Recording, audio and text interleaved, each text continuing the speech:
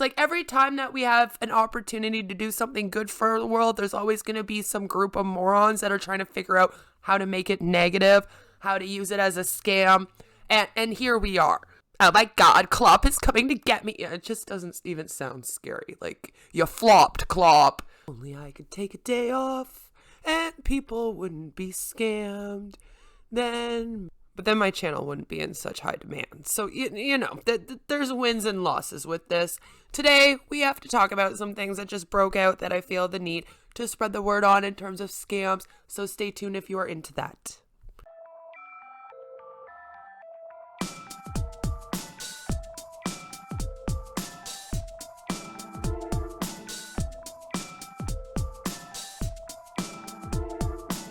More income tax scams in a number of countries are popping up. According to researchers at Abnormal Security, one of them is an email that pretends to be from the U.S. Internal Revenue Service, which is the IRS, with the subject line, recalculation of your tax refund payment.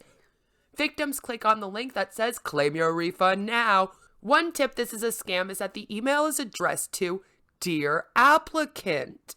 The link goes to a very official looking form with an IRS logo the victim is invited to fill out. The goal is to steal all the personal information entered, like a social security number, IRS account PIN number, and driver's license number.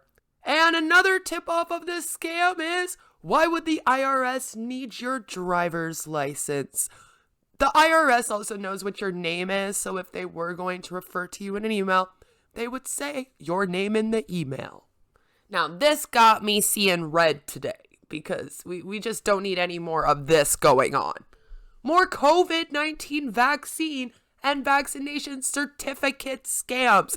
Yes, this is a thing. We are going to be talking about it in detail very shortly on my channel, so stay tuned for that. But we are having all of these vaccine scams popping up. It's like every time that we have an opportunity to do something good for the world, there's always going to be some group of morons that are trying to figure out how to make it negative, how to use it as a scam. And here we are. So researchers at Checkpoint Software say there has been a sharp increase in ads from crooks on the dark web, because you always got to pay attention to the dark web. The price of a phony bottles of vaccine still runs between $500 and $600. But now there are thousands of ads for them.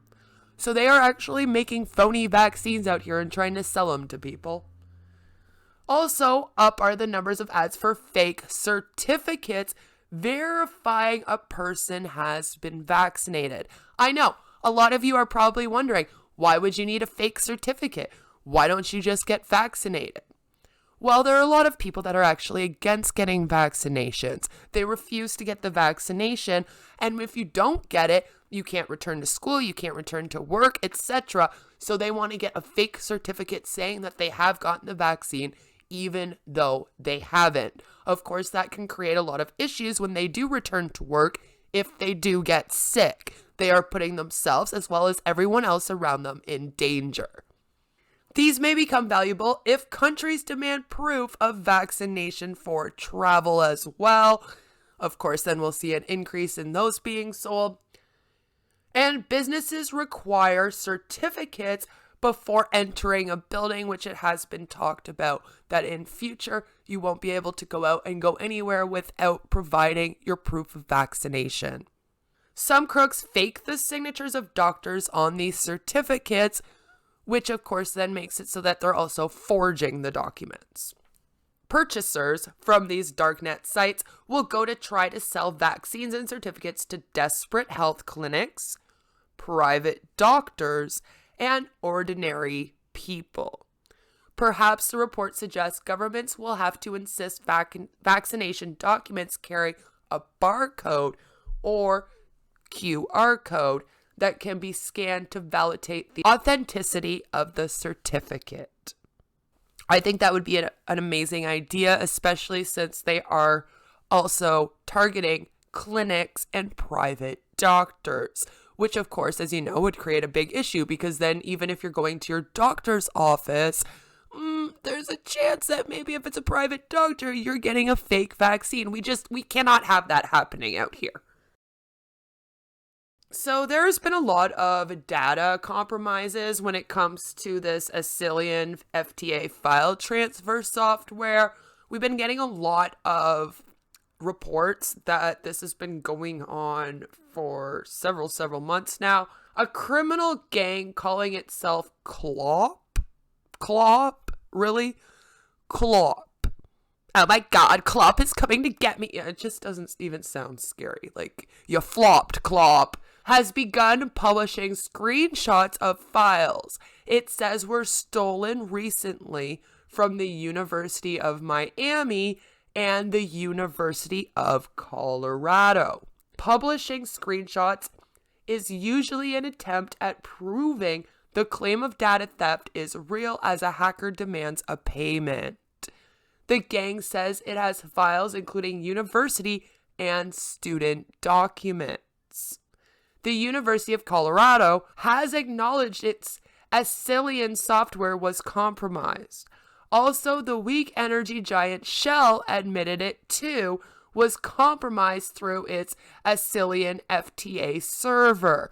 So please, if you are going to the University of Colorado or you use Shell, be aware that your information may be compromised. Double check everything. Make sure you okay.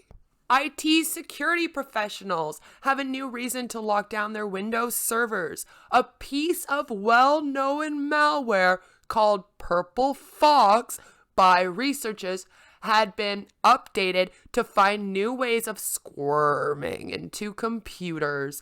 According to Guardioker Labs, hackers are now trying to enter systems by looking for Windows servers with an exposed Microsoft Server message block network sharing protocol.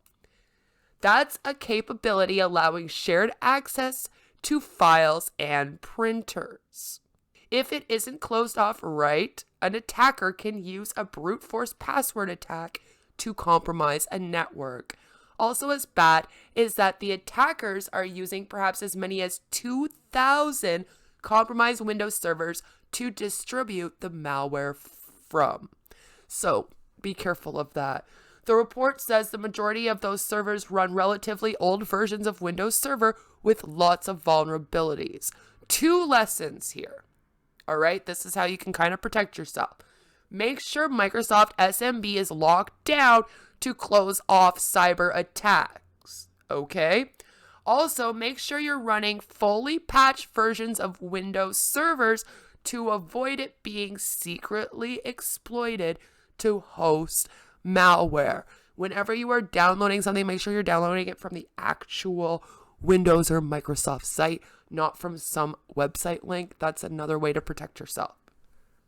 And just in case you needed to know, there's a new version of the Firefox browser available for download. And it actually improves blocking of third-party trafficking capabilities.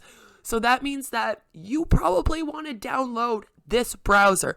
This is the browser that will protect you from these malware and phishing and them being able to hack and track your computer, okay? Get the newest version of Firefox that helps protect you. I just felt the need to come out here and just let everyone know that these are the things that are going on in our world today with scams. There's some new information that got let out today in terms of scams happening here in Canada. I'm going to be going ahead and letting that out in the next few days. I'm going to try and keep everyone updated on everything that's going on with these scams as much as possible. It has become my new fun thing to do besides make fun of flat earthers and the anti-vax community and MLMs.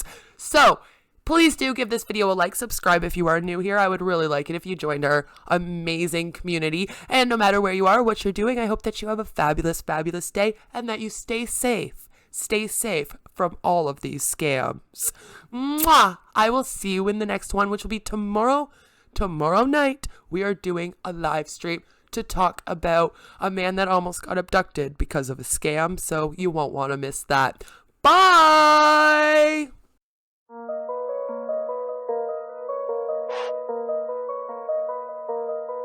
Yeah.